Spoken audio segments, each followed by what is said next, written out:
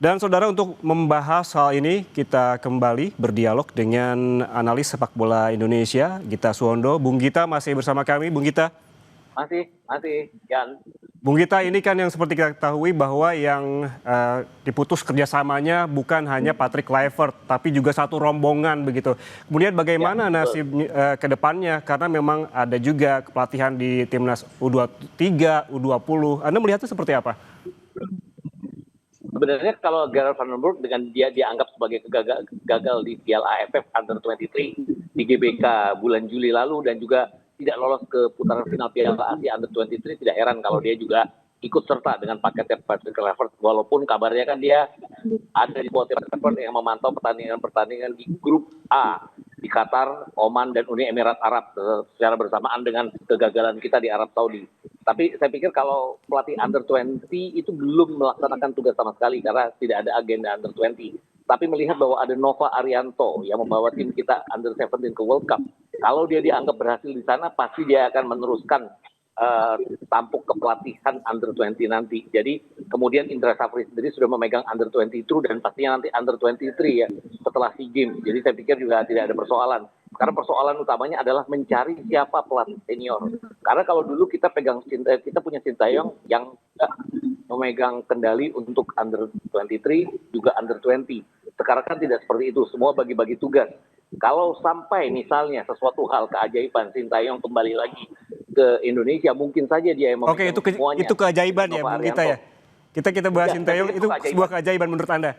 Iya, saya pikir gini, orang tuh kalau udah talak 3, dia harus menikah dengan orang lain dulu baru kembali ke pasangan aslinya. Saya sih berpikir seperti itu. Antara PSSI dengan Sintayong, saya berpikirnya seperti talak 3. Mereka bertengkar, mereka tidak ada kecocokan, mereka seperti musuhan gitu loh. Jadi kalau salah satu ingin kembali, saya nggak yakin dua-duanya mau kecuali dibujuk atau sedemikian rupa, dan tidak akan dalam waktu dekat, saya pikir itu aja. Kalau kita lihat hitung-hitungan begitu, menurut Anda nih mengira saja seberapa besar potensinya? Sintayong,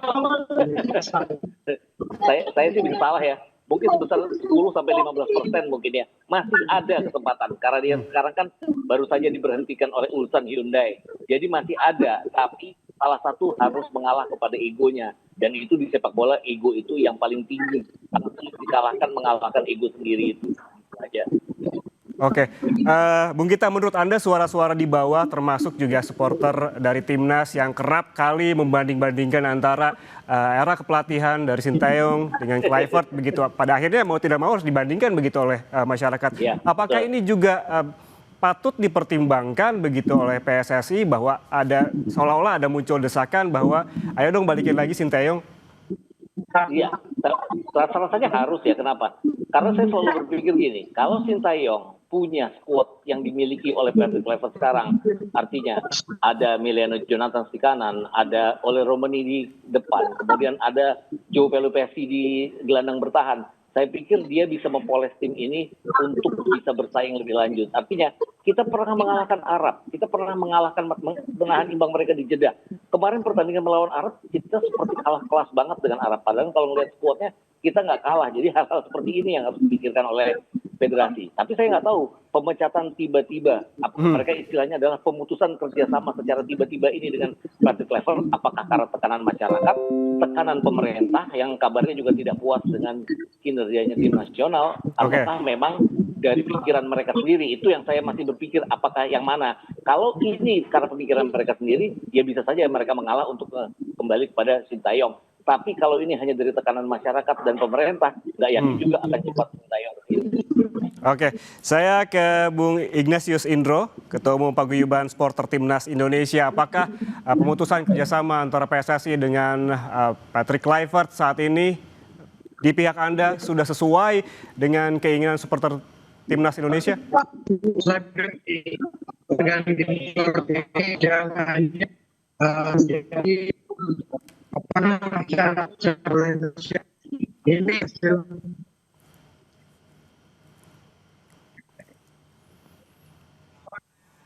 Bung Indro, tampaknya audionya terputus dengan Bung Indro, Ketua Umum Paguyuban Supporter Timnas Indonesia. Saya ke Bung Gita kembali. Tadi kita sempat membahas ada beberapa kemungkinan nama-nama begitu. ada nama-nama yang 4 nama lah paling tidak yang beredar begitu di kalangan supporter dan juga para analis sepak bola Indonesia. Menurut Anda yang paling menonjol selain Sinteyong siapa saja? Timur Kapatse ya, karena dia punya rekor membawa Uzbekistan untuk pertama kalinya lolos ke Piala Dunia. Jadi saya pikir dia pasti akan jadi darlingnya supporter untuk bisa menangani timnas kita. Itu tadi yang saya selalu katakan, dia memegang Uzbekistan dengan bank pemain Uzbekistan itu luar biasa. Artinya pengembangan sepak bola di Uzbekistan kan sangat baik sekali untuk bisa bersaing.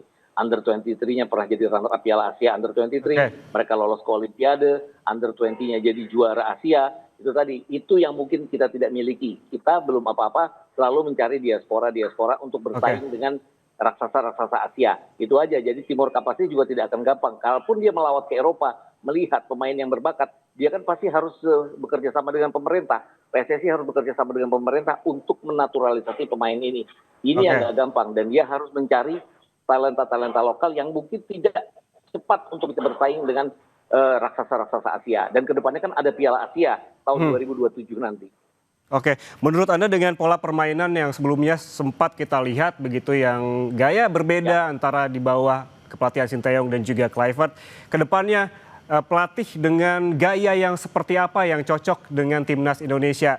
Tadi saya juga sempat membaca terkait dengan potensi-potensi yang nama-nama yang kuat, ada nama Jesus Casas, juga ada Erik ten Hag gitu begitu. Menurut Anda seperti apa? Ya.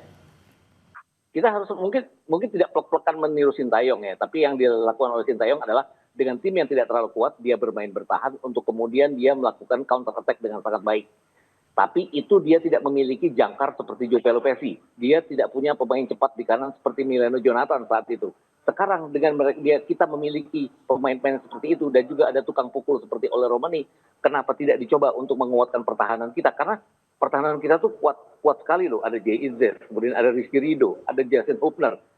Asal kita tidak pasang Hilgers terus-terusan, karena tipe pemain ini adalah tipe yang selalu maju ke depan, selalu terlambat untuk ke belakang. Kalau kita bisa bermain bertahan kemudian counter attack, itu saya pikir pilihan yang paling tepat untuk diterapkan di tim nasional kita. Terbukti kita menang lawan Arab Saudi melakukan hal itu, kita menang lawan Bahrain dan lawan Cina di tangan Kluivert pun kita melakukan hal yang sama. Jadi pada saat kita mau coba bermain indah dan menang, yang paling bagus adalah kita bisa menahan imbang Libanon yang bertahan. Tapi kita selalu kalah dari tim-tim yang sebenarnya melakukan apa yang dilakukan oleh Sintayong terhadap tim kita. Gitu aja jadinya.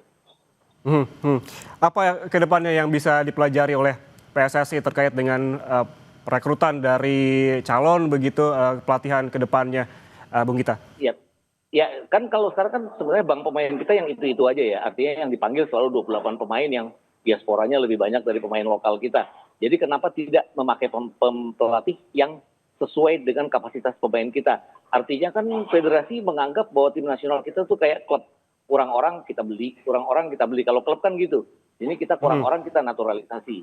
Ya kenapa kita tidak mencari pelatih yang sesuai dengan kapasitas yang ada di pemain-pemain kita. Artinya kekuatan kita kan bertahan, kekuatan kita kan di lapangan tengah. Ya udah kuatkan di situ untuk kemudian counter attack. Ya pelatih seperti itu kan ada pada Bernardo Tavares, mantan pelatih PSM Makassar. Mungkin tidak ada di Timur Kapase ya, karena kalau kita lihat permainan Uzbekistan itu permainan yang menyerang. Saya selalu mengkhawatirkan kalau kita menyerang nggak bisa bikin gol, kita dipukul di belakang dan kita tidak siap. Itu yang terjadi pada saat kita berhadapan dengan Arab Saudi, juga terjadi pada saat kita berhadapan dengan Irak. Walaupun melawan Irak sebenarnya kita bermain bagus. Oke, berarti kalau Anda melihat komposisi yang sekarang tidak perlu lagi begitu ada pemain naturalisasi? Stop dulu mungkin ya. Kenapa tidak mengembangkan? Karena gini, kita kan bukan cuma Piala Asia, ada AFF. AFF itu kan terjadinya nanti di bulan Juli sampai Agustus. Itu klub-klub Eropa sudah mempersiapkan diri untuk musim liga tahun berikutnya, tahun 2026 dan 2020 sampai 2027. Jadi mereka pasti tidak akan merilis pemain kita untuk tim nasional karena AFF itu bukan agenda FIFA. Itu aja jadinya. Ya kenapa kita tidak mengutamakan pemain-pemain lokal kita untuk sementara? Kan masih ada uji coba di bulan Maret, ada uji coba di bulan November tahun ini, di bulan Maret tahun depan 2 pertandingan, dan di bulan Juni 2 pertandingan. Jadi ada 6 pertandingan di mana kita bisa mencoba talenta lokal kita untuk setidaknya bermain di AFF. Nanti Piala Asia, diaspora itu bisa dipanggil kembali. Toh yang dipanggil ya itu aja gitu loh. Oke, Bung Gita, menurut Anda seberapa cepat PSSI harus mendapatkan tim kepelatihan yang baru, mengingat juga banyak agenda-agenda ke depannya? Kalau saya lihat PSSI ini kalau mau satu juga ya, Peter Clever kan juga cepat walaupun salah satutnya cepatnya. Tapi saya pikir juga sekarang banyak pelatih yang asal finansial kita mencukupi ya bisa dipanggil, yaitu tadi Jesus Casas, Bernardo Tavares. Bernardo Tavares kan mungkin kapok dengan sepak bola Indonesia karena ada masalah pembayaran pada saat dia memegang PSM Makassar. Tapi kalau tim nasional kan pasti akan beres pembayaran itu. Kenapa nggak dicoba dia? Saya pikir harus minggu depan itu diambil. Minggu depan? Setidaknya paling lambat 2 minggu lagi. Karena FIFA Matchday itu kan di pertengahan November. Kita harus punya pelatih baru dalam waktu jarak 2 minggu dari FIFA Matchday itu untuk mempersiapkan tim. Diharapkan minggu depan ya, Bung? Ya, betul. Oke. Tadi kita sempat membahas juga terkait dengan gaya kepelatihan begitu. Dalam waktu sesempit itu apabila harapan kita bersama adalah secepat-cepatnya, namun juga harus tetap hati-hati memilih seorang pelatih begitu. Ya, betul. Kriteria apa saja begitu dalam waktu sempit itu yang perlu diperhatikan oleh PSSI? Iya, kriterianya adalah dia harus menguasai kamar ganti, jelas. Kemudian kriteria keduanya adalah dia bukan hanya memperhatikan timnya, tapi juga memperhatikan musuh juga. Karena saya lihat kepelatihannya Kluivert ini sepertinya hanya konsentrasi ke tim kita. Contohnya uji coba melawan China Taipei, melawan Lebanon, dia cukup puas. Padahal dia tidak melihat bahwa uji coba Arab Saudi, uji coba Irak itu jauh lebih bagus dari kita. Kemudian kan jajarannya selalu bilang bahwa kita sudah bermain bagus, kita menyerang dengan bagus. Walaupun melawan Lebanon kita nggak bikin shot on target, kita nggak bikin gol, tapi dia menganggap bahwa itu sudah puas. Dan itu terbukti kita gagal pada saat berhadapan dengan lawan-lawan yang lebih di atas dari Arab Saudi. Federasi juga pada saat FIFA Matchday harus mencoba negara-negara yang sepadan dengan kita. Jangan lagi ada pertandingan melawan China Taipei, melawan Timor Leste, melawan Kamboja, melawan Laos. Karena ya nggak sepadan, nggak ada gunanya juga berhadapan dengan kita dengan level kita sudah di atas sekarang. Taruhlah kita bisa berhadapan dengan Thailand nanti, bisa berhadapan dengan Vietnam, atau berhadapan setidaknya dengan Malaysia lah, yang lebih bisa membuat kita berlatih untuk bagaimana menghadapi pertandingan sesungguhnya nanti. Jangan saja berhadapan dengan lawan-lawan yang mediocre kalau tujuannya hanya untuk mencari ranking FIFA. Karena itu semacam jebakan ya. Kita seolah-olah hebat, padahal kita nggak hebat-hebat amat jadinya. Oke, Bung Gita, yang juga sempat diutarakan oleh Kluivert sebelumnya juga bahwa yang menjadi kendala salah satunya adalah terkait dengan sempitnya masa latihan begitu. Apakah ini juga harus jadi perhatian dari PSSI ke depannya untuk dievaluasi? Ya, enggak juga ya sebenarnya. Kalau FIFA Matchday kan selalu jadwal yang ketat. Karena seluruh pelatih-pelatih yang memegang tim nasional kan hanya punya waktu 2 sampai 3 hari, bahkan 1 sampai 2 hari. Di mana timnya bisa bergabung karena mereka punya kewajiban bersama klub. Itu aja jadinya. Itu sih saya pikir juga alasan yang terlalu dicari-cari. Pelatih mereka beranggapan bahwa Arab Saudi meliburkan kompetisinya 2 minggu sebelumnya. Kita kan juga di week terakhir, week 8 itu Super Liga kita nggak dijalankan. Kenapa? Karena semuanya ingin langsung bergabung di Jeddah. Tapi yang hanya bisa bergabung kan hanya pemain-pemain yang datang dari klub yang tidak punya jadwal di Asia. Pemain Persib aja baru bisa bergabung dekat-dekat tanggal pertandingan. Jadi kembali lagi semua pemain-pemain ini pemain profesional yang sudah harus siap untuk menghadapi FIFA Matchday, dan pelatih tidak boleh punya alasan bahwa waktunya tinggal sedikit. Evaluasi perlu dilakukan, juga perlu kehati-hatian juga nantinya untuk memilih pelatih yang baru begitu ya Bung Gita. Terima kasih Bung Gita atas waktunya bersama kami di Breaking News Kompas TV. Sehat selalu.